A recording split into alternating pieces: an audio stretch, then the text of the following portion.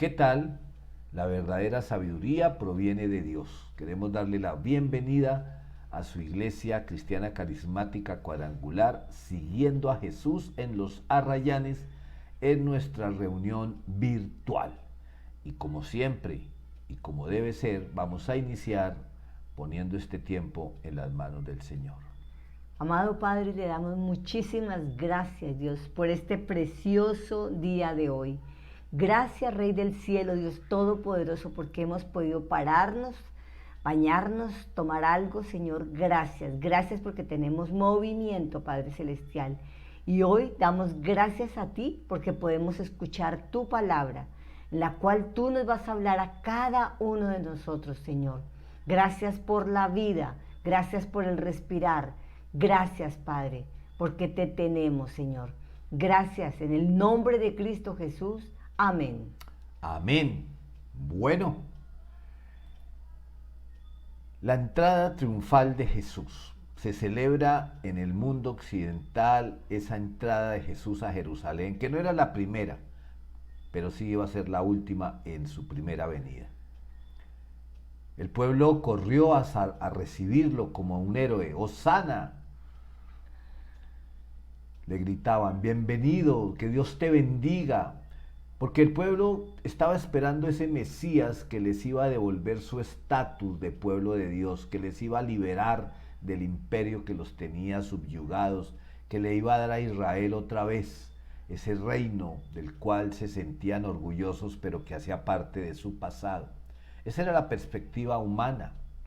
Sin embargo, había otra perspectiva que es desde el punto de vista de Dios. Realmente era una entrada triunfal, pero no como lo acabo de describir que lo esperaban los judíos, sino era el inicio de la Semana de Pasión, que es lo que se celebra en esta Semana Santa. Pues bien, la victoria no era sobre el Imperio Romano, en ese momento subyugando a Israel. La victoria era sobre el imperio de la muerte, sobre el reino de la oscuridad. Al ir Jesús a la cruz del Calvario, en el lugar tuyo y en el lugar mío, nos dio la victoria sobre la muerte eterna. Y ahí es donde nosotros tenemos que analizar qué está pasando cuando miramos en la historia esta entrada triunfal de Jesús y cómo los religiosos enemigos de Jesús comienzan a planear cómo asesinarlo, cómo sacarlo del camino. Pues bien, no vamos a enfocarnos en la historia que seguramente por estos días en la televisión, en los cines, en las predicaciones o sermones, pues se estará recordando. No, queremos hoy estar mirando en la motivación. ¿Qué motivó a Dios Padre a enviar a su Hijo a ese suplicio, a la muerte? Y sí, claro, la victoria en la resurrección. Pero ¿cuál fue la motivación? Jesús no fue a la cruz como un héroe de guerra. Jesús no fue allí porque le tocó, porque lo obligaron. No, Jesús fue allí con una motivación y es lo que vamos a ver hoy. Les invito entonces a que abran sus Biblias en el Evangelio de Juan, en el capítulo 3, versículo 16. Juan, capítulo 3, versículo 16. Pues Dios amó tanto al mundo que dio a su único Hijo para que todo el que crea en Él no se pierda, sino que tenga vida eterna. Este versículo puede ser como el sumo, la esencia del Evangelio. Recuerden que Evangelio quiere decir buenas nuevas, buenas noticias. Pues bien, aquí está subrayado la motivación de Dios. ¿Cuál es? El amor. Pues aquí está en pasado, ¿no? Porque está hablando de un evento que ocurrió hace 2020 y tantos años. Pero ese amor no ha cambiado. Podríamos hablarlo en presente. Pues Dios ama tanto al mundo que dio a su único Hijo. El amor de Dios se extiende, se proyecta hacia todos los seres humanos. Dice ahí al mundo, no dice al pueblo judío, que por supuesto está incluido en la creación, en el mundo. Aquí Dios nos da el ejemplo del verdadero significado del amor, que debería ser la base de toda relación. ¿Cuál es esa base de toda relación? La verdadera esencia del amor, dar. Dice, Dios amó tanto al mundo que dio, y no dio cualquier cosa, dio a su hijo. Y a su único A hijo. su único.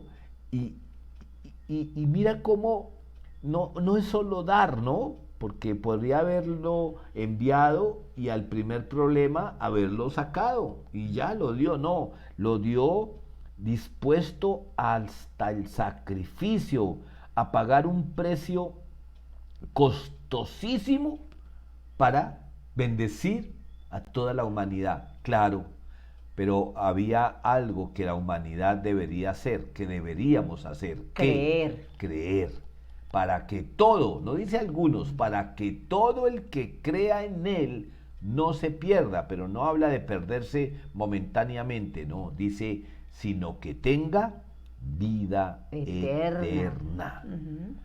Entonces, aquí ya este es como el abrebocas de nuestra charla en esta mañana.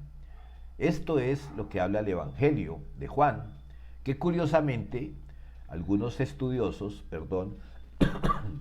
lo han llamado el Evangelio del amor.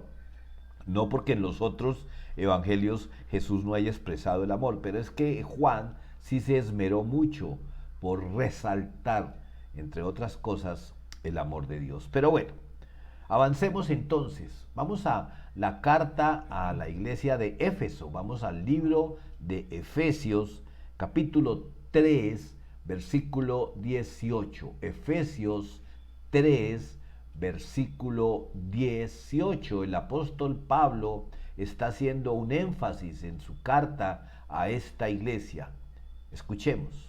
Espero que puedan comprender como corresponde a todo el pueblo de Dios, cuán ancho, cuán largo, cuán alto y cuán profundo es su amor. Curioso, en Romanos 15, que es el versículo que nos ha movido este año, dice, oro a Dios, le pido a Dios. Aquí el apóstol Pablo está esperando que después de haber enseñado el Evangelio, de haber compartido a través de cartas y de enviados a las iglesias, él ya espera que nosotros, porque dice todo el pueblo de Dios, nos corresponde comprender, y habla de unas dimensiones humanas. Habla de lo ancho, lo largo, lo alto y lo profundo. ¿De qué? Del amor. ¿Recuerdan aquí ahorita en Juan 3:16? De tal manera amó Dios al mundo, dice la Reina Valera. Aquí reíamos en Juan 3, pues Dios amó tanto al mundo. Bueno, pues aquí en Efesios 3:18, el apóstol Pablo nos está diciendo, oye, pónganse a pensar un poquito, comprendan cuáles son las dimensiones del amor de Dios. ¿Realmente hemos dimensionado, podremos dimensionarlo? Pues desde nuestra humanidad no es posible comprender todas las cosas de Dios, atención, totalmente. Pero aún desde nuestra limitada mente tenemos que pensar, es que es algo grande. ¿Cuán ancho? ¿Qué es lo más ancho que nosotros podemos conocer?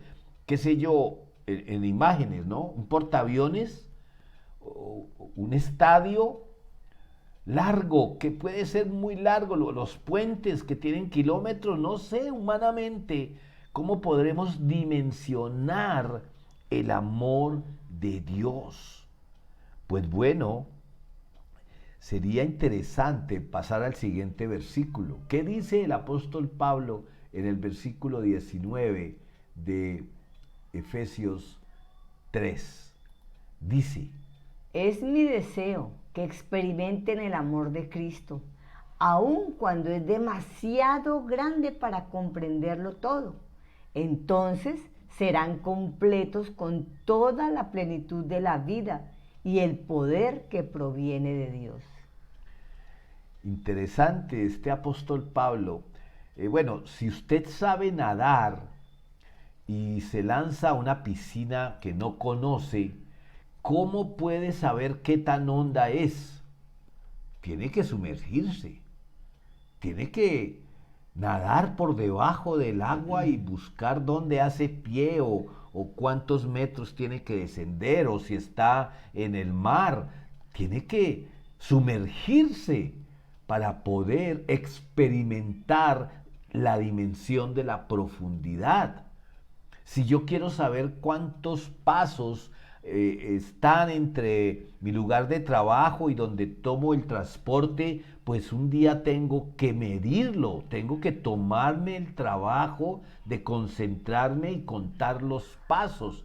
Pongo estos ejemplos porque cuando aquí dice el apóstol Pablo que es necesario que experimentemos el amor de Cristo, aun cuando es demasiado grande para comprenderlo, pero en la medida en que yo lo experimente, que yo me sumerja, que yo lo mida, que yo esté pendiente del amor del Señor, pues voy a comprenderlo hasta donde mi limitada humanidad lo permita. Y entonces dice, entonces viene esa palabra, una consecuencia.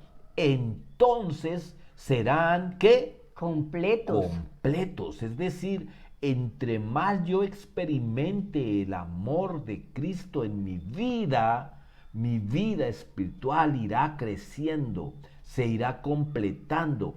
Y dice ahí, con toda la plenitud de la vida y el poder que proviene de Dios. ¿Qué será ese poder que viene de Dios? ¿Cuál poder? Porque nos hablaron de amor, nos han hablado de perdón, pero ¿cuál es el poder?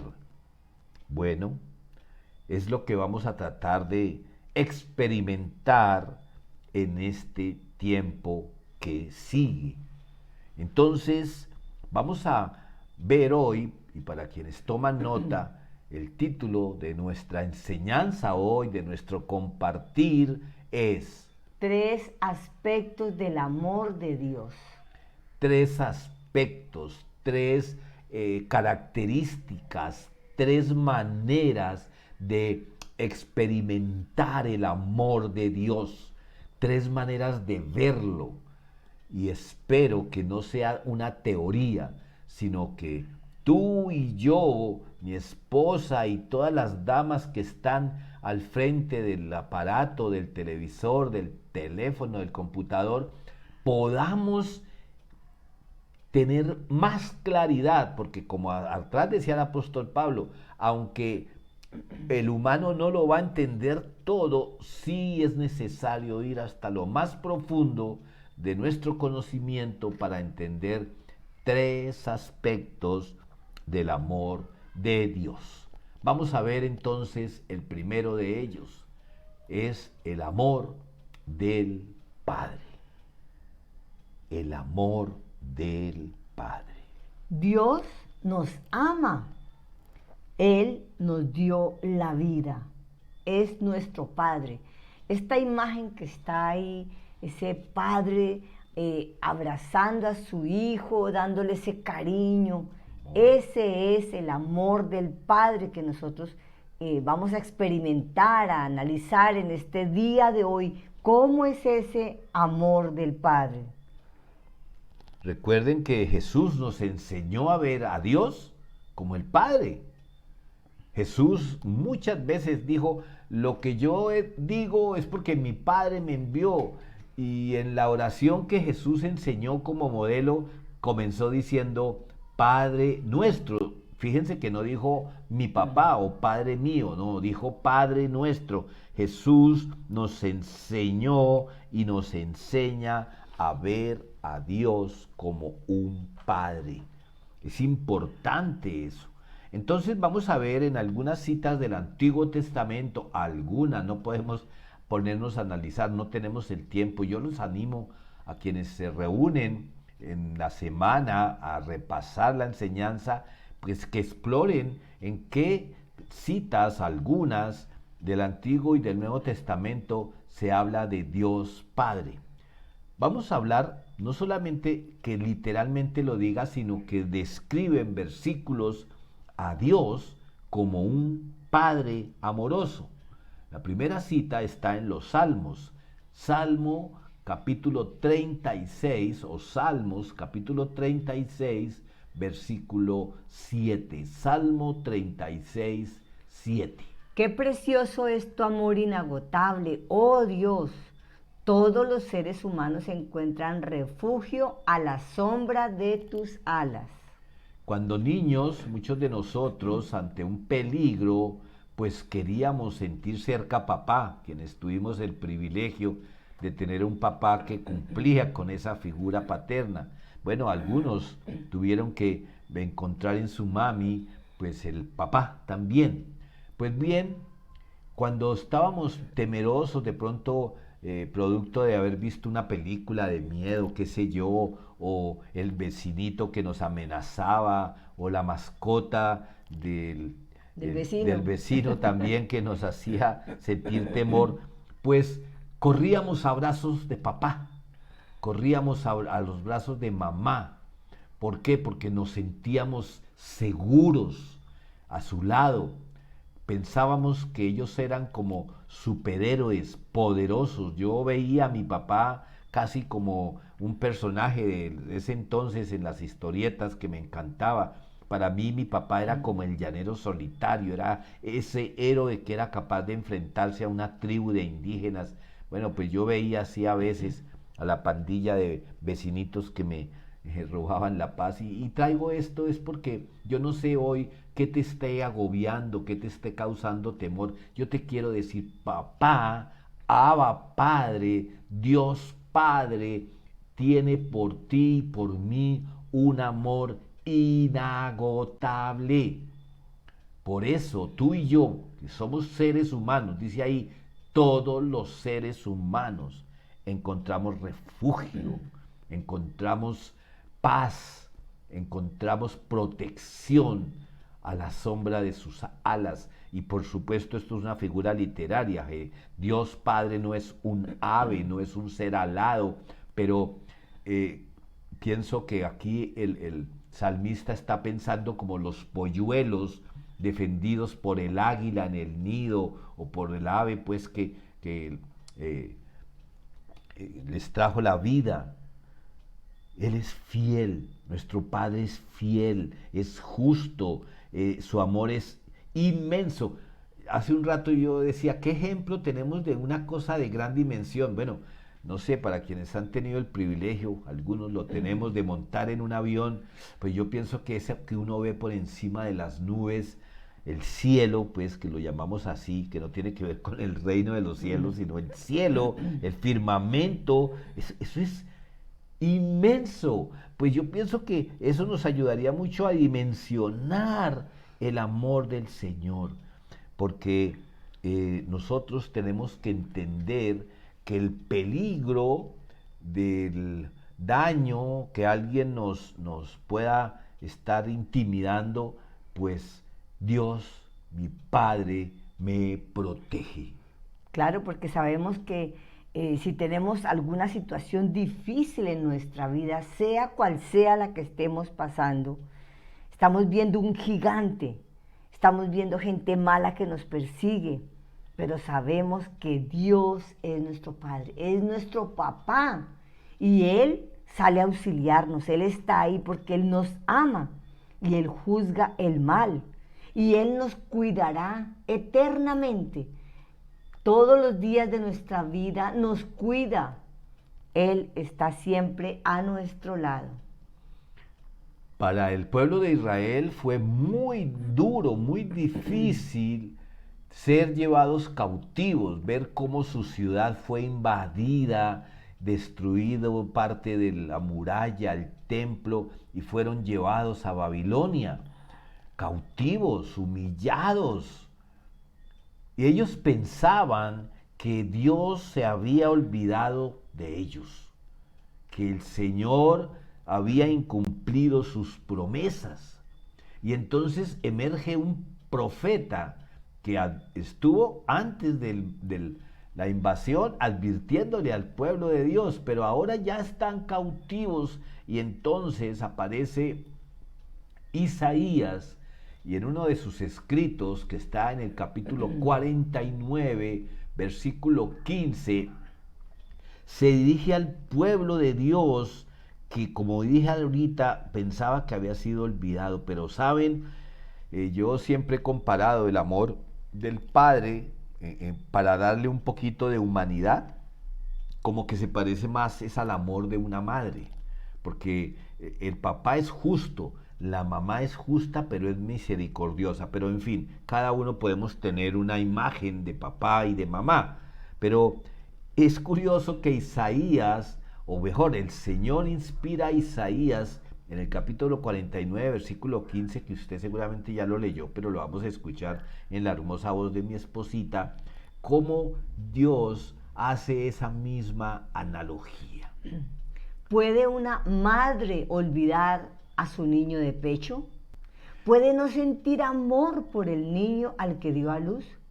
Pero aún, si eso fuera posible, yo no los olvidaría a ustedes. Cuando pensemos que Dios nos ha abandonado, debemos preguntarnos si somos nosotros quien hemos abandonado y olvidado a Dios, porque Él no lo hace, Él no nos olvida.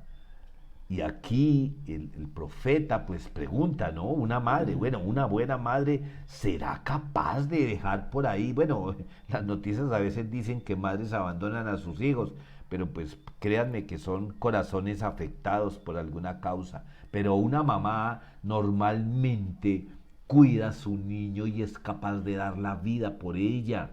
Bueno, pues aquí el Señor dice, bueno, si aún una mamá olvidar a su hijo, si una mamá no sintiera amor por el niño que dio a luz, yo no los voy a olvidar a ustedes. De modo que a veces nosotros decimos, es que yo no escucho a Dios, es que yo no siento a Dios, es que Él no me cuida, es que Él me olvidó. Pero somos nosotros los que nos hemos enfriado, somos nosotros los que nos hemos alejado, somos nosotros los que nos hemos soltado de su mano, por eso no lo podemos sentir. Pero si estamos ahí pegaditos, firmes de la mano del Señor, estamos atentos para escuchar su voz, pues va a suceder lo que dice aquí: yo no los olvidaría a ustedes. El Señor jamás nos va a olvidar, jamás nos va a soltar. Somos nosotros. La oración es un instrumento que Dios nos dio para hablar con Él.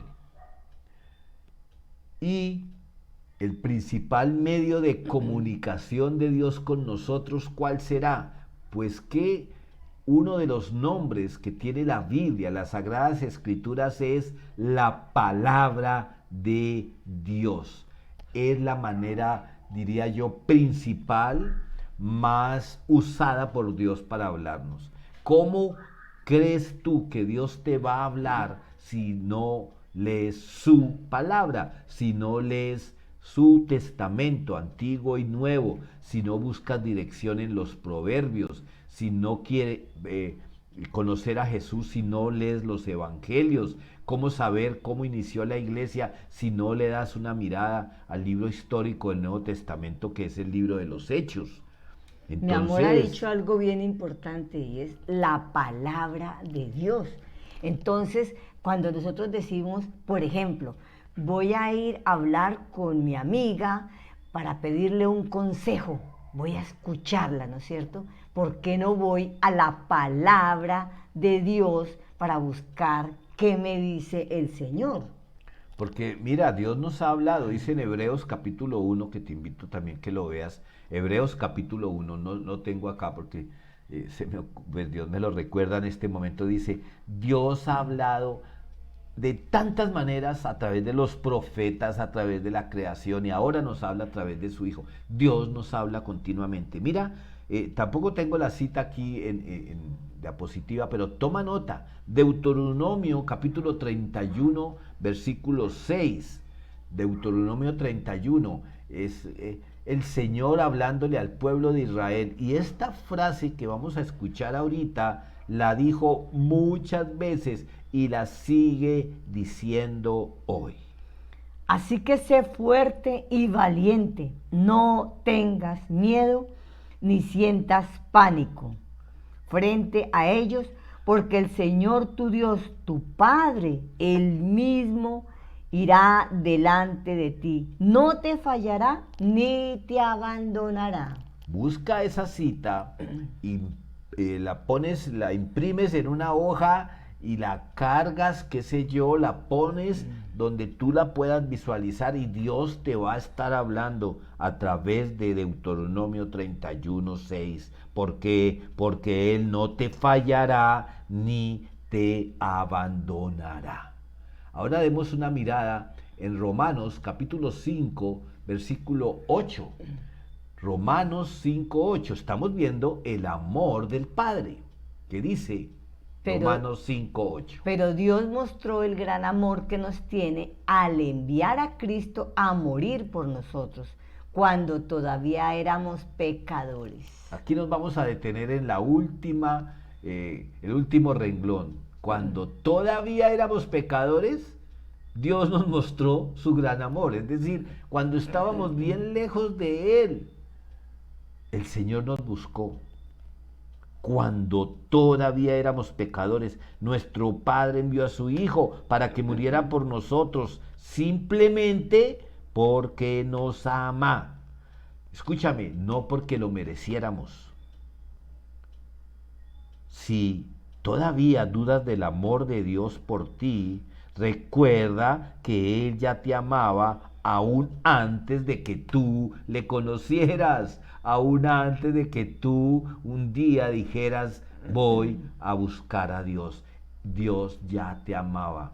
Jesús vino a morir por ti antes de que tú pensaras siquiera que hay un Dios. Primera de Juan, capítulo 3, versículo 1. Miren con cuánto amor nos ama nuestro Padre, que nos llama sus hijos. Y eso es lo que somos. Pero la gente de este mundo no reconoce que somos hijos de Dios porque no lo conocen a Él.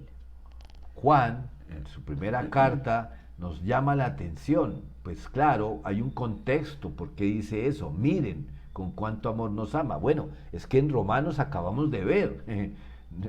Nos amó primero y nos llama a sus hijos. Y eso es lo que somos. ¿Quién pone en duda que somos hijos de Dios? El mundo que no lo conoce. Por eso, si tú conoces a Dios, no dudes. Nosotros hacemos parte de la familia de Dios y Dios es nuestro Padre. Es nuestro Padre. Tienes que creerlo, no como un consuelo, sino como aquel hijo que es reconocido en un testamento y recibe una herencia. Tenemos un derecho divino delante del mundo. Claro, el mundo no nos ve como hijos de Dios. ¿Por qué? Porque no lo conocen a Él. Miremos otra cita de Primera de Juan, esta vez en el capítulo 4, versículo 10, que sigue describiendo el amor del Padre. En esto consiste el amor verdadero, no en que nosotros hayamos amado a Dios, sino en que Él nos amó a nosotros y envió a su Hijo como sacrificio para quitar nuestros pecados. Casi que es otra manera de compartir Juan 3:16.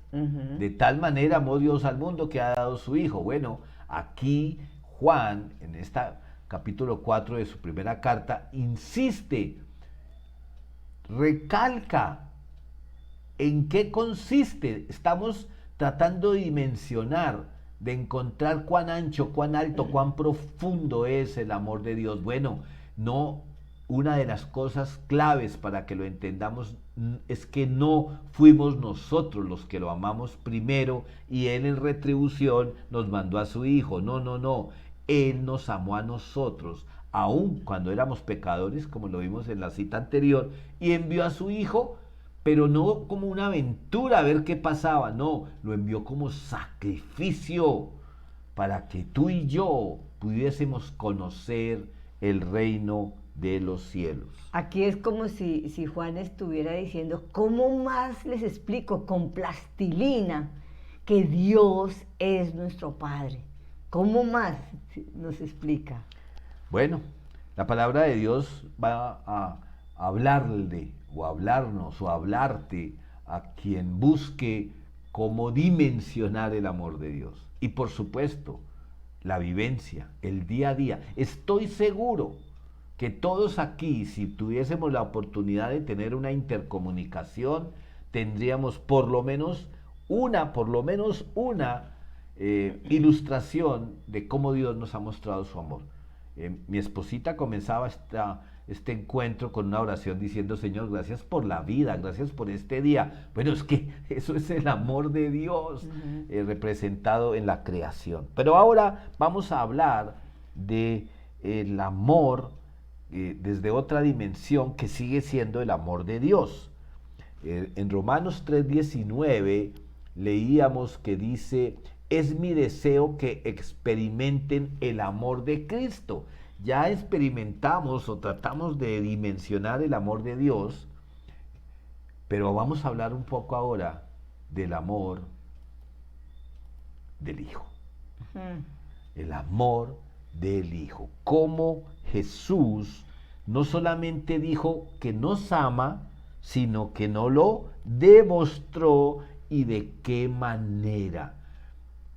El amor se representa con corazones, el amor se representa con una rosa, el amor se representa con un paisaje de un ocaso muy lindo, pero ese amor que se describe de esa manera es el amor emoción, el amor sentimental, que puede ser muy sincero, aunque puede ser fingido, pero el amor del Hijo de Dios tiene una iconografía diferente, un simbolismo diferente. Si usted y yo no conociéramos la historia de Jesús, no entenderíamos cómo una corona de espinas, unos clavos ensangrentados y un pedazo de madera puedan representar el amor. El amor. Pero es que ese fue el amor del Hijo. Vamos entonces a ver en el Evangelio de Juan, en el Evangelio del Amor, en el capítulo 15, versículo 13, una descripción del amor del Hijo. Una descripción corta, pero contundente. No hay un amor más grande que el dar la vida por los amigos. Aquí esto es así, pues, como decía mi amor ahorita, no necesita plastilina. No hay un amor más grande que el sacrificarse por los amigos. Pero ¿sabes? Como vimos ahorita que Dios nos amó primero, yo agregaría, no hay amor más grande que dar la vida por los amigos y por los enemigos, porque eso fue lo que hizo Jesús. Su acto de amor es un ejemplo literal de sacrificio, de dar, pero no necesariamente solo la vida. El Señor nos llama a amarnos unos a otros porque somos sus discípulos. ¿Y de qué manera podemos amar? Bueno, podemos amar, no solamente es, Él nos enseñó que dar la vida no es necesariamente nuestra muerte, sino también es escuchando, ayudando, alentando, perdonando y dando. Ser como Jesús. Hay una canción del mundo que dice que Jesús no es sustantivo, sino verbo. Es que ser cristiano no tiene que ver con asuntos religiosos, de culto, de destino dominical, de esto, de aquello. No, ser cristiano es seguir el ejemplo de Jesús. Y entonces Él dijo: de esta manera van a saber que ustedes me han hecho caso, porque es que cuando dice son mis discípulos, habla de maestro y alumno. Y ser discípulo es aprender del maestro. Entonces, creo que el amor de Jesús nos lo ha enseñado para que lo imitemos, pero no de una manera actoral, no de una manera exterior, sino que el amor del Señor more en nosotros. Vamos a otra cita. Juan, capítulo 15, versículos 9 y 10. Yo los he amado a ustedes tanto como el Padre me ha amado a mí. Permanezcan en mi amor. Cuando obedecen mis mandamientos, permanecen en mi amor, así como yo obedezco los mandamientos de mi Padre y permanezco en su amor. ¿Cuántas veces aquí en estos dos versículos Jesús está diciendo, el amor del Padre está en mí y debe estar en ustedes? Pero no es, repito, ese amor sí, yo lo amo, lo amo, lo amo y lo amo. No, dice ahí que cuando nosotros obedecemos, la mayor muestra de amor que un hijo nos puede dar, y cuanto papá y mamá me está oyendo, sabe que es así, la mayor muestra de amor de un hijo es cuando nos obedece incondicionalmente, sin cuestionar, y si se quiere, con sacrificio en el sentido de que de pronto no es de su gusto, pero por amor a nosotros lo hace. Por eso aquí Jesús nos está diciendo a ti y a mí que nos ama como el Padre lo ama a Él y nos ama a nosotros, y que permanezcamos en su amor, que no, cuando dice permanezcamos no está diciendo un día lo amo, un día no, como la margarita que deshojábamos, me quiere mucho, poquito, nada, me obedece mucho, me obedece poquito, me obedece nada. Perdón. Dice aquí Jesús, yo les muestro que yo obedezco y permanezco en el amor del Padre, ustedes háganlo. Y perdónenme, estamos hablando del amor y otra vez el Señor llamándonos a la obediencia, pues es que creo que el versículo 10 es la esencia de que el Señor nos continúe llamando como iglesia, como congregación, a la obediencia. Dice, cuando obedecen mis mandamientos, permanecen en mi amor. Creo que esto no tiene vuelta de hoja. Lo que pasa es que como nosotros tenemos otra manera de amar, cuestionamos mucho el amor de Dios cuando las cosas no nos salen bien. Cuando un papá, y vuelvo a usar este ejemplo, hace rato no lo traía, cuando un papá visita al odontólogo con el hijito y el odontólogo le dice, su hijo tiene problemas de caries, por favor no le compre más helado. Ay, no, pero es que cada vez que yo salgo con él le compro helado. Por favor, no le compre más helado. Y salen de la consulta y el niño le dice, papá, quiero helado. Y el papá sabe que el helado le hace daño a ese niño ahora.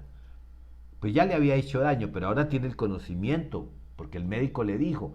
Y cuando el padre le dice, no voy a comprarte helado, ¿qué dice el niño?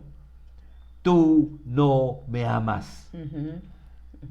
Muchas veces creemos que Dios no nos ama porque no nos da gusto, porque no responde como queremos a una petición. Pero sabes, cuando Dios nos ama, nos contesta sí, pero también nos puede contestar no, porque Él sabe lo que en verdad necesitamos, lo que en verdad nos es de bendición. Y vamos a hablar de un tema que a veces se ha usado mucho y es hacerle creer a la gente que Jesús, al morir en la cruz, no solo nos dio salvación, sino que nos va a dar mucha plata, que nos va a dar riqueza.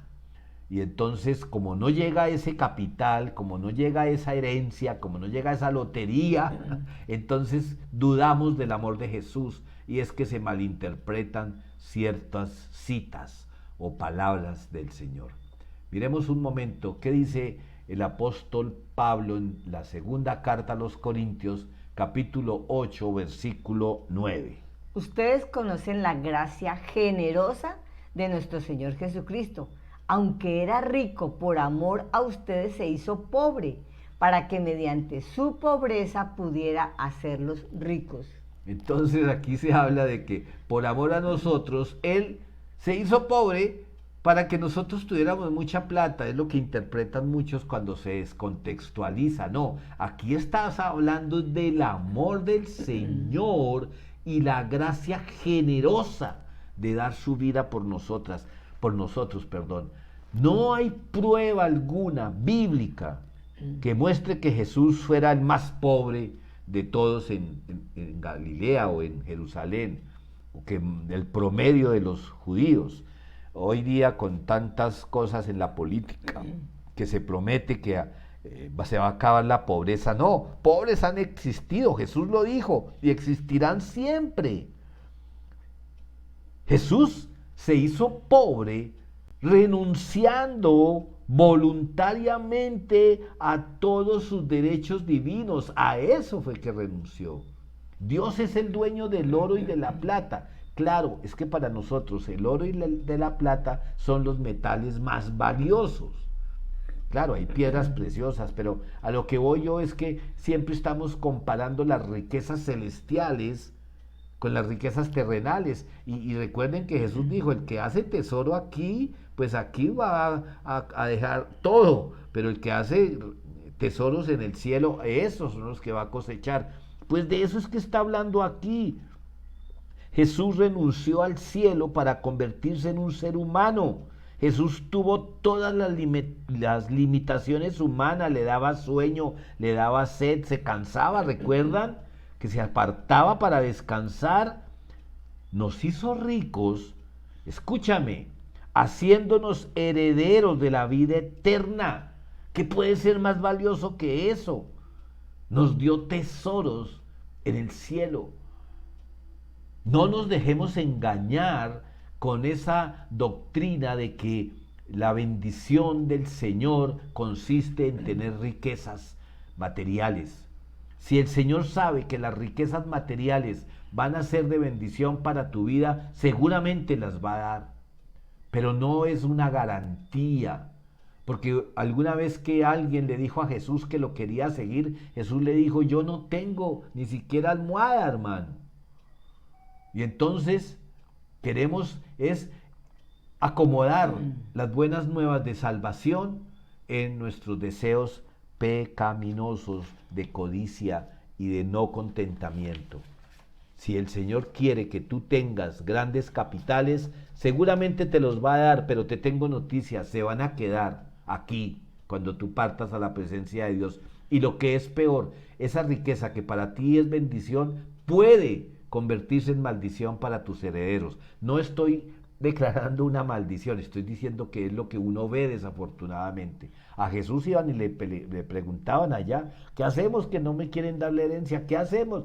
El Señor le dijo, contrate un abogado, esos no son mis asuntos, miro, pero bueno, me voy por otro lado. Pero bueno, ya estamos viendo el amor del Padre, el amor del Hijo, y en los minutos que nos quedan, nos vamos a enfocar en la tercera dimensión. Dijimos tres aspectos. Vamos al tercero, porque ya vimos el amor del Padre, el amor del Hijo, y ahora vamos a ver que en Efesios capítulo 3, versículo 19, que fue con el que iniciábamos, vimos que el capítulo 18 decía, espero que puedan comprender cómo corresponde al pueblo de Dios el amor de Él.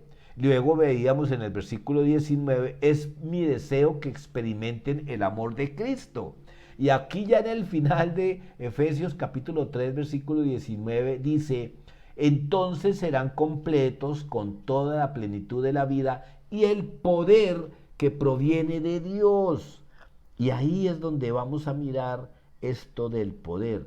En Hechos capítulo 1, versículo 8, Jesús le dice a sus discípulos antes de ser llevado al cielo, pero van a recibir poder. ¿Cuándo? Cuando venga sobre ustedes el Espíritu Santo. Entonces, en este tercer aspecto del amor del Señor, vamos a hablar del amor a través del Espíritu Santo. Es importante entender que el amor de Dios y el amor del Hijo se sigue manifestando en nosotros a través del Espíritu Santo. Miren lo que dice el Salmo 42, versículo 8.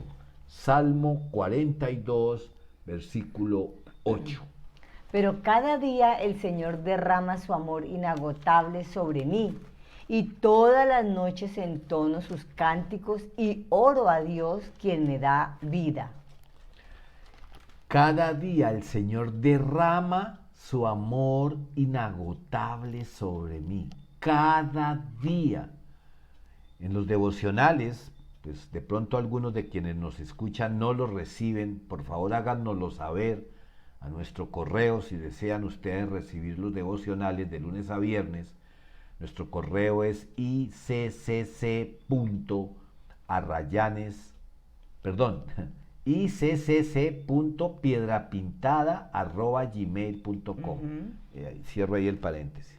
Dice aquí, cada día el Señor derrama. Es que en los devocionales mi esposa, que ha sido usada por Dios poderosamente, insiste una y otra vez, pide la presencia del Espíritu Santo todos los días, cada día, que el Señor derrame su amor. Recuerdan que estamos enfocados, su amor inagotable sobre mí. ¿Cómo lo derrama? A través del Espíritu Santo. Y todas las noches alabe al Señor. ¿Y qué pasa cuando uno está alabando al Señor y está orándolo a Él?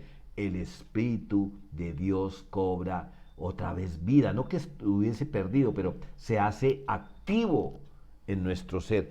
Yo quisiera, dale, mi amor. Yo quisiera hablar acerca de este salmo, porque es que dice, cada día el Señor derrama su amor inagotable. El hecho de que yo abra los ojos, el hecho de que yo me pare, el hecho de que yo camine, ese es el amor inagotable. Hoy tengo vida. Y dice, todas las noches entono sus cánticos. Ay, Señor, gracias. Quiero alabarte porque hoy salí, hice tal cosa, hice aquello. Gracias, Señor, porque tengo vida, como dice el Salmo. Yo quisiera, pues está aquí 8, versículo 8, pero leer desde el versículo 5. Dice el versículo 5, ¿por qué estoy desanimado? ¿Por qué está tan triste mi corazón?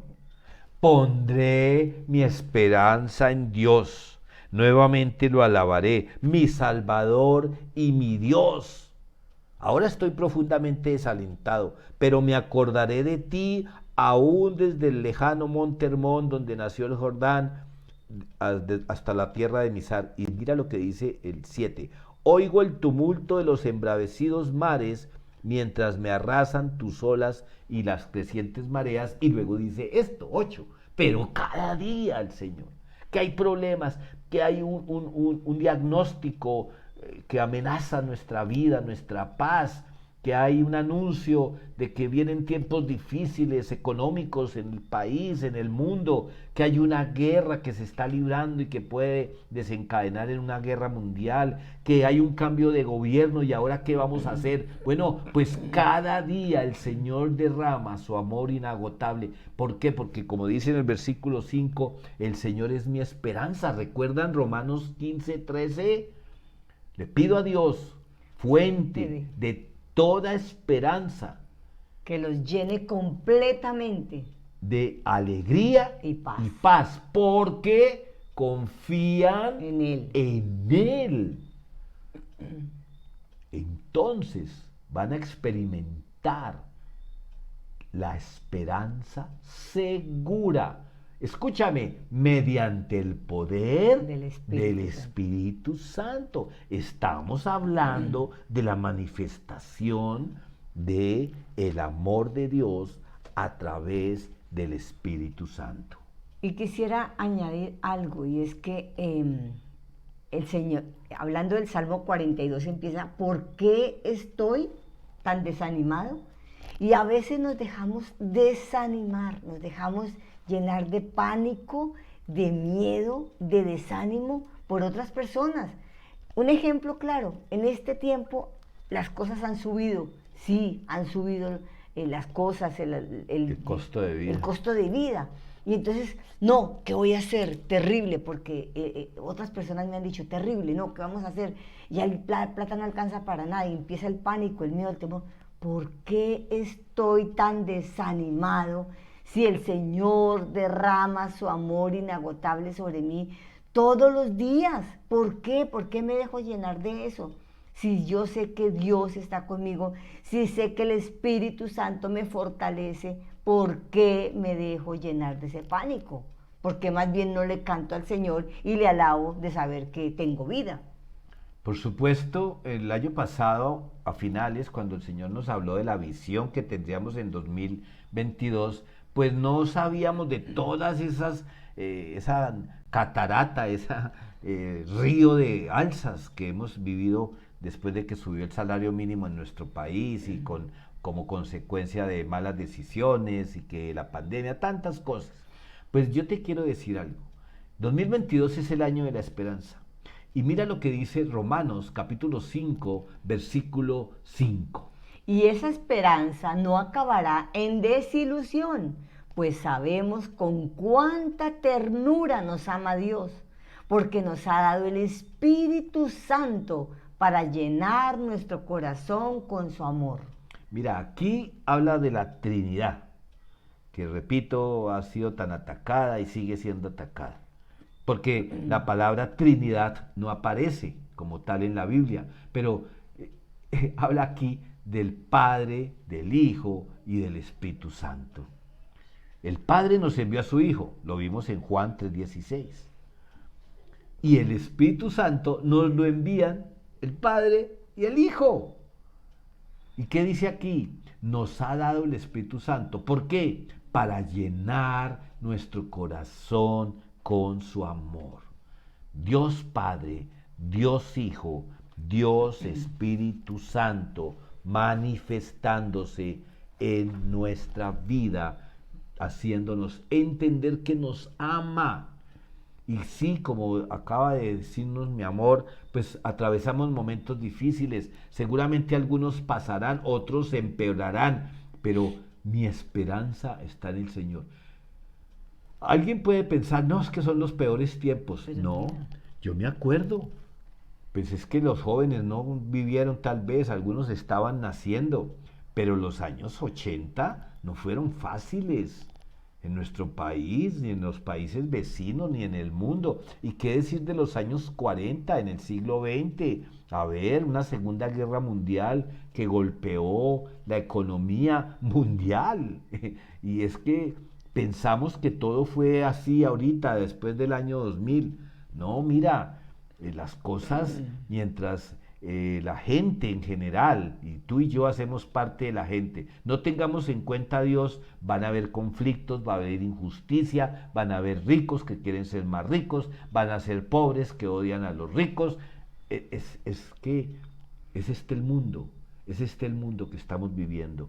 Entonces hay que mirar cómo se manifiesta el amor de Dios en nosotros. Bueno, Gálatas 5, 22, 23 es la prueba.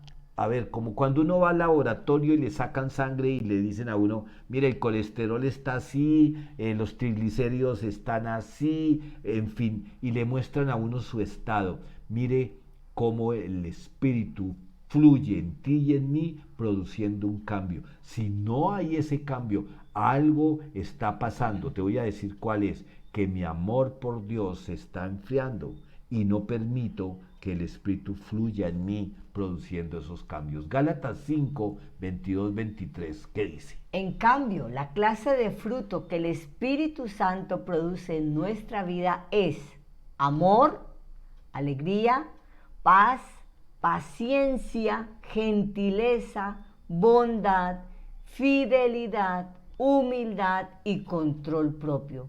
No existen leyes contra esas cosas. El fruto de que el Espíritu Santo traiga a nosotros el amor del Padre y el amor del Hijo se manifiesta en el amor, que tiene muchos matices: gozo, paz, paciencia, y mi esposita los acaba de leer. Yo te invito que medites en estos 3 puntos que hemos visto hoy. Este tiempo no es suficiente para dimensionar, pero nos puede llevar a entender muchas cosas que tienen que ver con el amor de Dios en nuestra vida. Y hay una cita, Romanos capítulo 8, versículos 31 al 39. Esa es la cita bíblica, los versículos que queremos que esta semana en las reuniones en casa o en sus devocionales personales, o que inicie usted una reunión con personas, analicemos un poquito el amor del Padre, el amor del Hijo y el amor a través del Espíritu Santo en Romanos capítulo 8, 31 al 39. Voy a leer solo 3 versículos de esas citas. El versículo 32 dice: si Dios no se guardó ni a su propio Hijo, sino que lo entregó para todos nosotros, ¿no nos dará también lo demás? Si nos dio al Hijo, o sea, ¿qué más prueba de amor? Y otro versículo 35 de Romanos 8, dice: ¿acaso hay algo que pueda separarnos del amor de Cristo? ¿Será que Él ya no nos ama si tenemos problemas o aflicciones, o si somos perseguidos o pasamos hambre? ¿Será que ya no nos ama si hay dificultades económicas? ¿Será que ya no nos ama si tenemos que enfrentar una enfermedad de pronto que nos agobia? ¿Será que el amor del Señor se gastó, se acabó, caducó, fecha expirada? No. Como hemos visto, el amor de Dios es inagotable. Y si estamos pasando por un desierto, Él nos va a llevar hasta el final. Si estamos pasando por una dificultad, el Señor se va a glorificar. Ningún poder en las alturas ni en las profundidades, de hecho, nada en toda la creación podrá jamás separarnos del amor de Dios. Bueno, hoy hemos visto el amor del Padre, el amor del Hijo y el amor del Espíritu Santo. Pues vamos a orar en ese sentir. Y si tú eres una persona demasiado impaciente, si crees que te falta amor, si eres intolerante, si necesitas paciencia, pues pidamos que el fruto del Espíritu esté en nosotros. Que el amor de Dios se manifieste a través del Espíritu Santo en nosotros. Padre, te damos gracias en el nombre de tu precioso Hijo Jesucristo por este precioso día. Gracias por la palabra tan hermosa que nos has dado hoy, Señor. Gracias porque el fruto del Espíritu esté en cada uno de nosotros, Señor. Que seamos obedientes, Dios, a tu palabra para poder ver ese fruto, Señor, cada día de amor, de paciencia, de humildad, Señor. Tú viniste, Jesús, al mundo a darnos ejemplo y necesitamos, Señor, ser obedientes a tu palabra, Señor. Necesitamos, Señor, repasar, tener en mente los 3 aspectos del amor de Dios. Gracias, Padre, te damos por recordarnos, Señor, que tú, Dios, mandaste a tu Hijo al mundo, Señor, a morir por nosotros, y que tenemos al Espíritu Santo, que a través de él, Señor, podemos tener el fruto, Señor. Recibir, Señor, dar, Padre, ser ejemplo, Señor, ser luz todos los días de nuestra vida. Gracias te damos, Señor, porque el Espíritu de Dios esté todos los días en nuestra vida. En el nombre de Jesús, amén. Bueno, mis amados, que el amor de Dios se manifieste sobre tu vida, amén, y a través tuyo en la vida de muchos. Amén. Que Dios nos bendiga y esperamos encontrarnos pronto otra vez. Hasta la próxima.